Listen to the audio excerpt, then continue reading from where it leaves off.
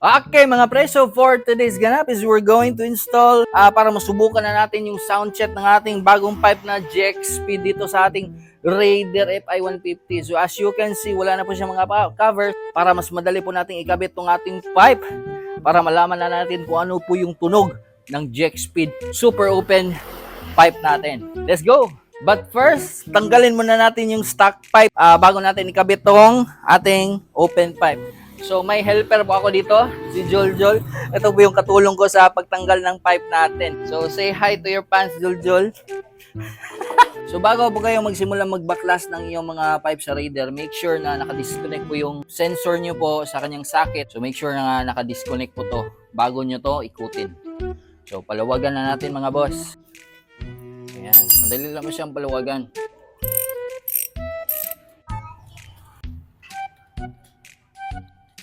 So, tanggalin na natin yung footrest kasi hindi natin ma-install sa stock footrest yung ating canister kasi may kasama na itong ibang bracket. Tapos natin yung ating stock pipe mga boss. So, set aside muna natin ito. So, yung headers po yung una nating ilalagay. Siyempre, para mailagay natin yung auto sensor niya.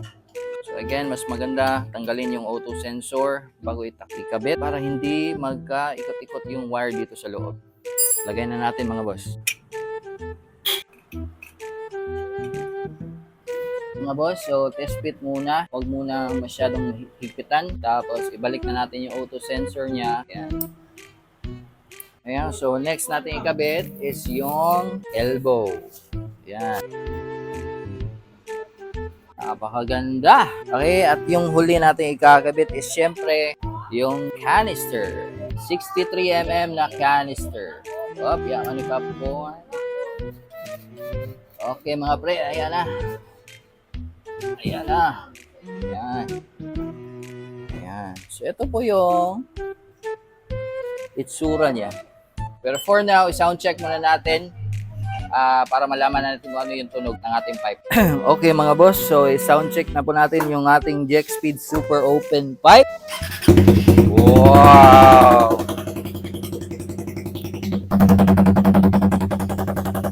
Yan po yung idle niya.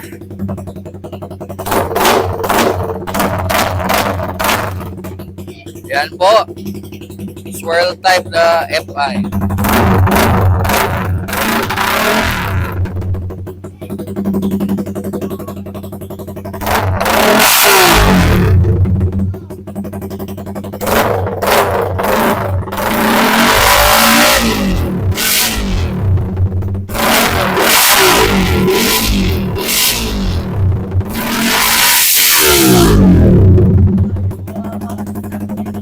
Okay, so yun po yung tunog ng JXP super open pipe natin mga boss.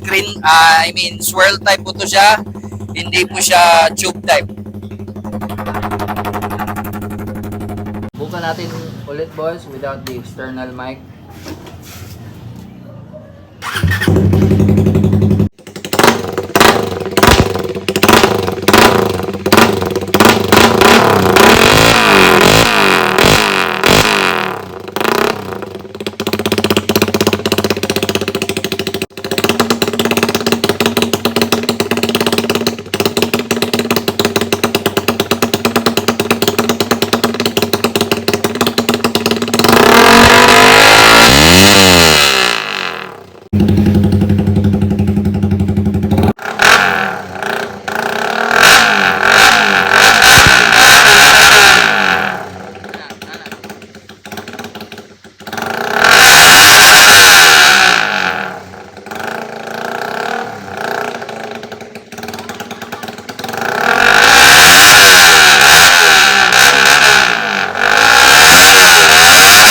Okay mga boss, so yun po yung sound check ng ating JXP super open pipe sa ating Raider 150. So as you can see, napakaingay. Masakit talaga sa tega, pati yung anak ko. Palaging umiiyak kasi sobrang ingay na po talaga ng pipe na to. So I really recommend itong JXP pipe, lalo na sa sumasali ng mga loudest pipe contest.